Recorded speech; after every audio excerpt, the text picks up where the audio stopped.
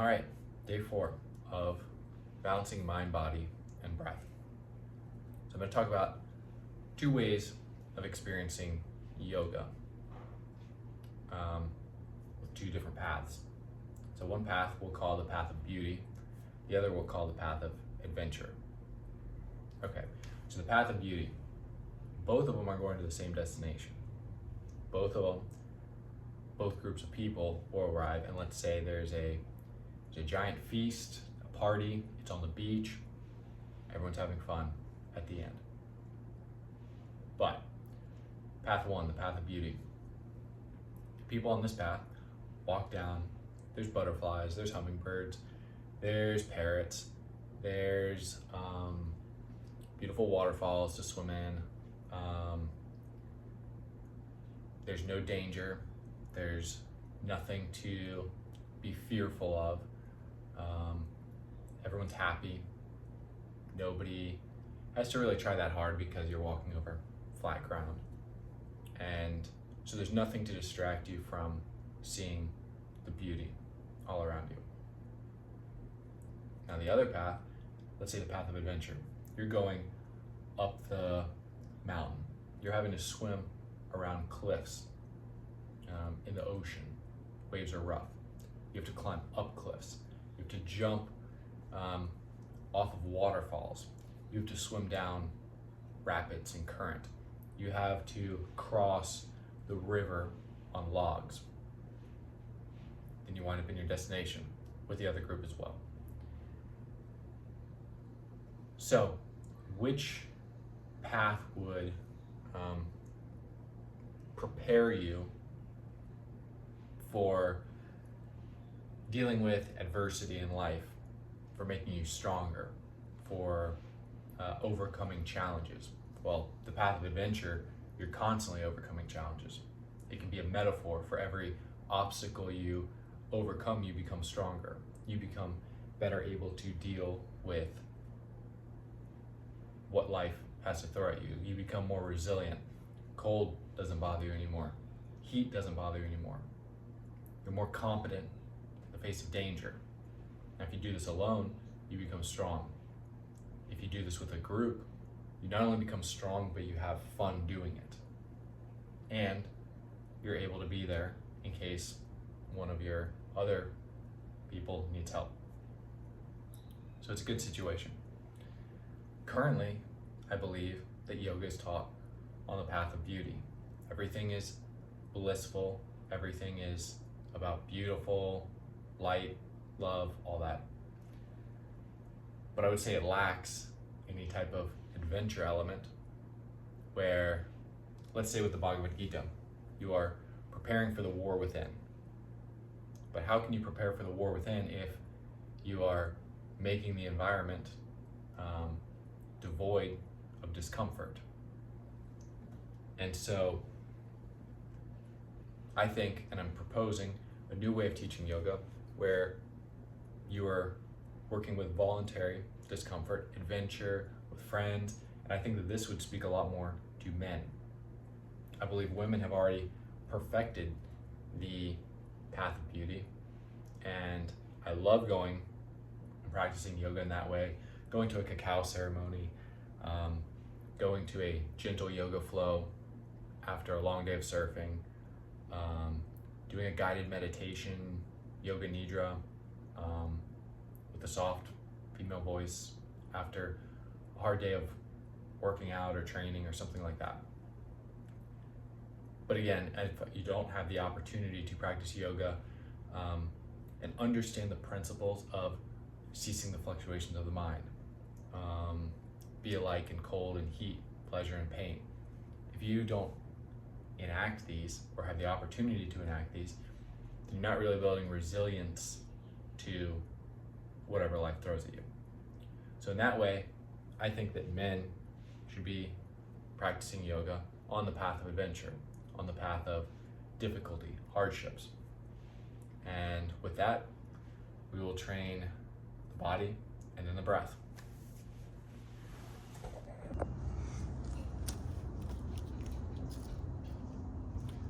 All right, so we're gonna do a movement circuit. 20 rounds, 30 seconds on, 10 seconds off. In the 10 seconds off, I'll explain what the next exercise is gonna be. All right, first exercise, come into tabletop. Reach the right hand out, left foot back, switch.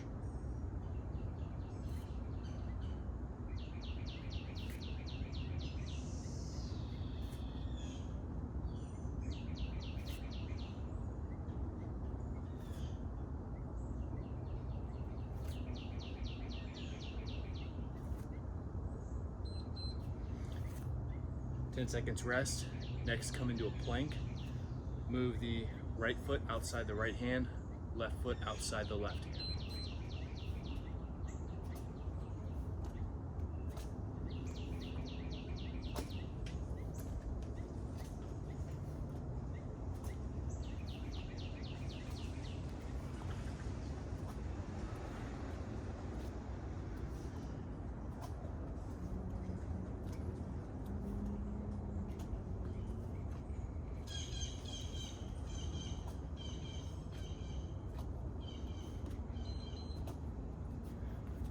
Come into rest. Find your way to Malasana. One hand is planted, one hand rises up. Exhale as you come down. Inhale as you come up.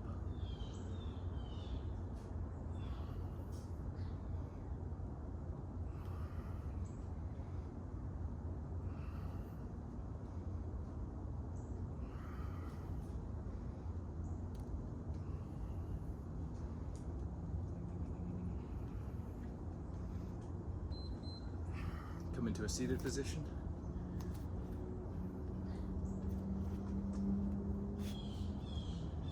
Sitting up straight. We're going to touch fingertips together, alternating sides.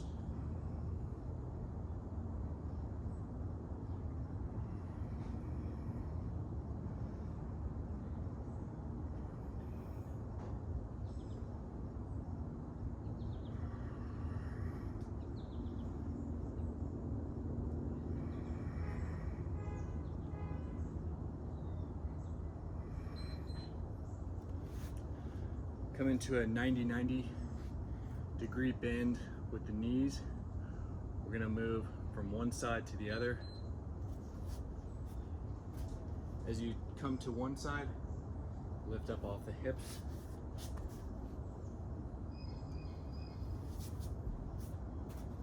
Extend the hips out. If you need to modify, you can always use your hands to help with the transition.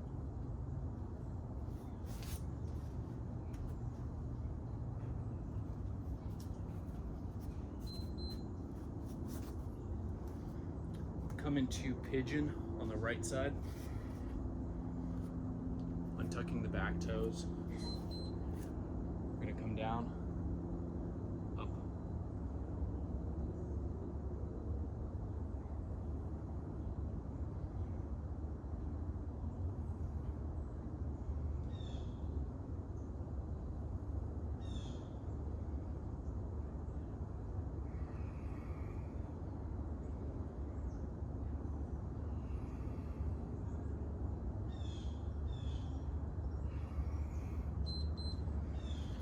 We're going to switch to the left side.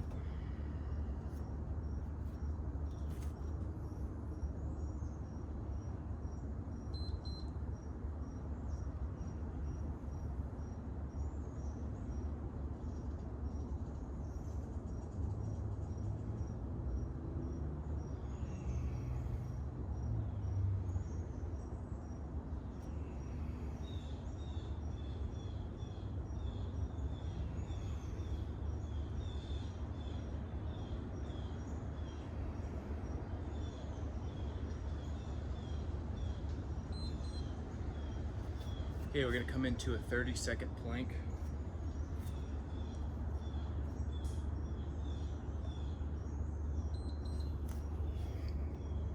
Come up.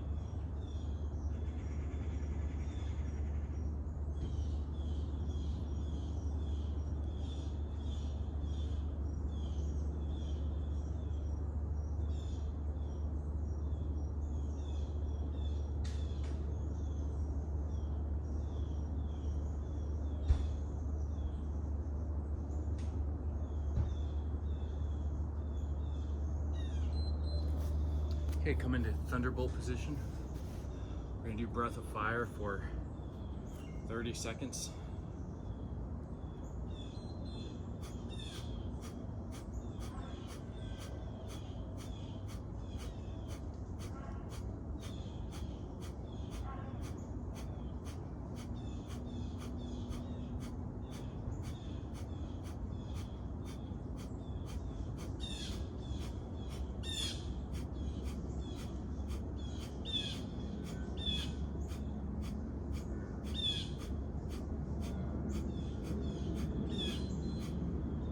Okay, relax. Next, we're gonna be rising our arms up, pulling the elbows down and back. Come to cactus arms. Begin. Inhale up, exhale down and back. Inhale up, exhale down and back.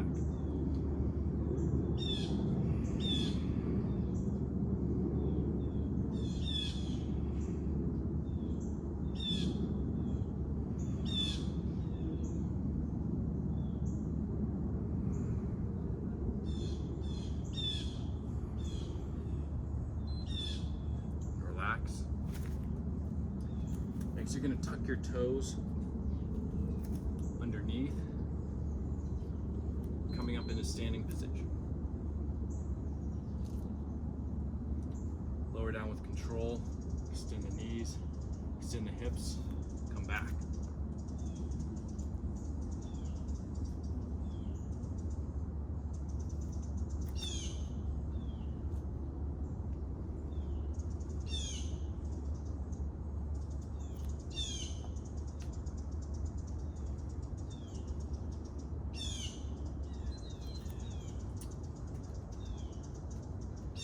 Come into diamond shape with the soles of the feet touching. We're going to come back, reach forward. Exhale forward, inhale back.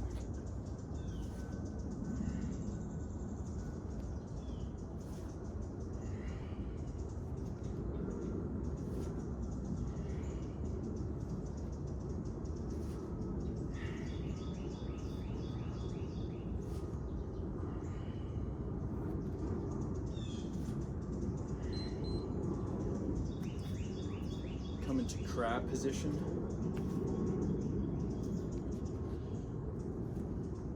We're going to touch left hand to right foot. Lift the butt up. Opposite.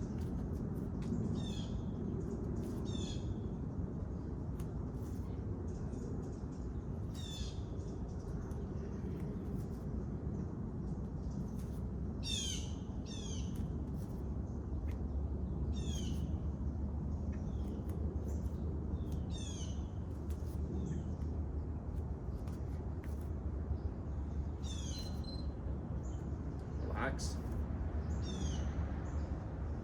We're going to do under switches. So opposite arm, opposite foot, travel under. Back. Back.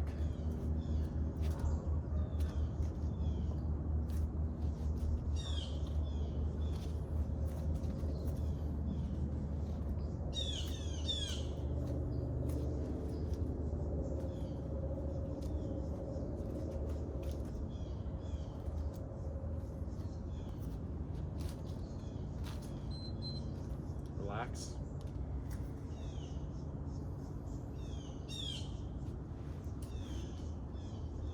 Go into lower to chaturanga. Press back to downward dog. Plank, chaturanga, downward dog. Plank, chaturanga, downward dog. Continue at your own pace.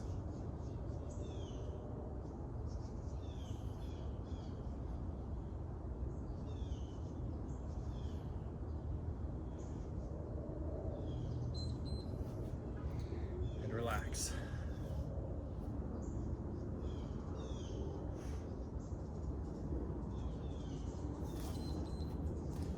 Come into crab. Touch the opposite knee, opposite elbow.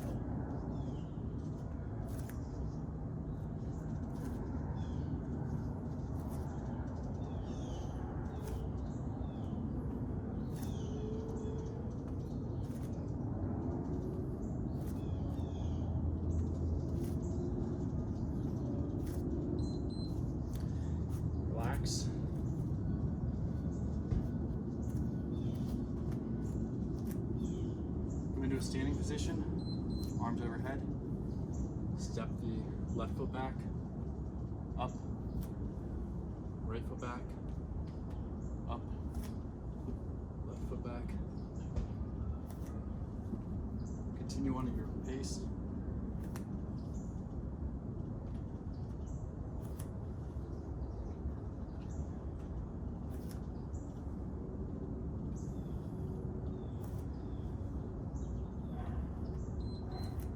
Okay, next we're gonna do a 30-second breath hold.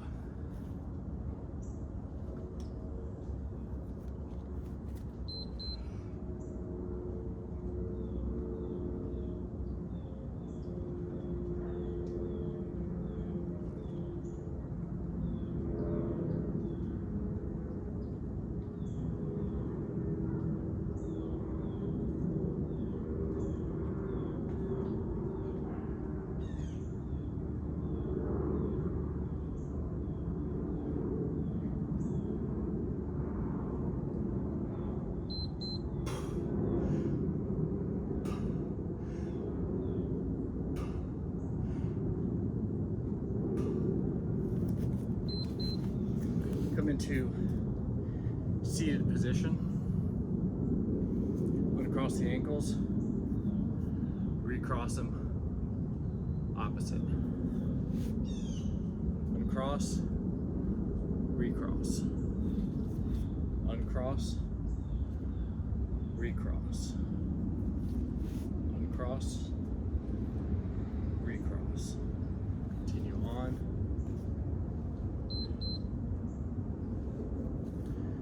Last round, we'll finish up with push-ups. Modify as necessary.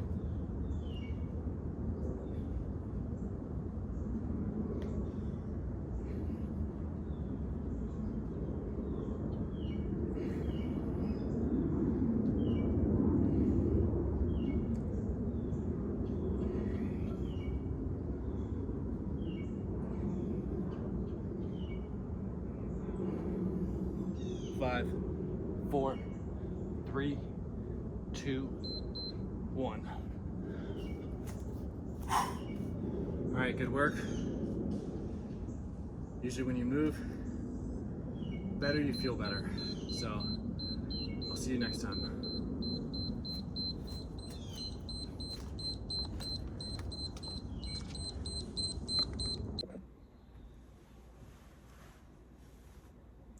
All right, and now to train the breath. So we're gonna work on a cooling breath that will help release anger. So whether you are angry because you're in an argument with a spouse, girlfriend, a brother, sister, road rage, your boss. I certainly have used this one when I was really, really angry at a situation with a boss. And at that time, in certain circumstances, when my body gets really tense, I revert back to the training I had as police. It's incredibly violent. And that's not the situation that you want to enact on the person that you think is your enemy at the time. So none of these people are really your enemy. And whether it's harsh words, whether it's anger, whether it's resentment, whether it's your own body tension, none of it is beneficial. So if you feel yourself starting to become really angry, you have to cool yourself down. So try this. Make your mouth from a smaller opening, and then just take a deep breath in. Breathe out the nose. Try it again.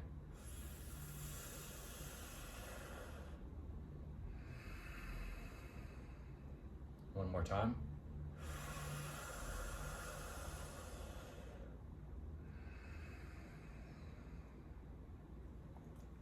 So that, I would say, would be better for low level sensations of anger.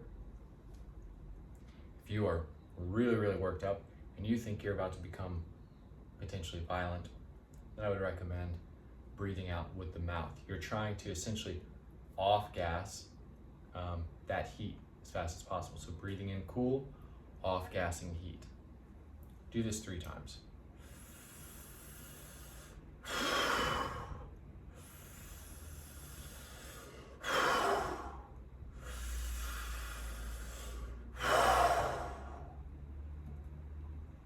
How does that feel? So it may make you feel a little bit dizzy because it's unnecessary at the time. You're not actually angry.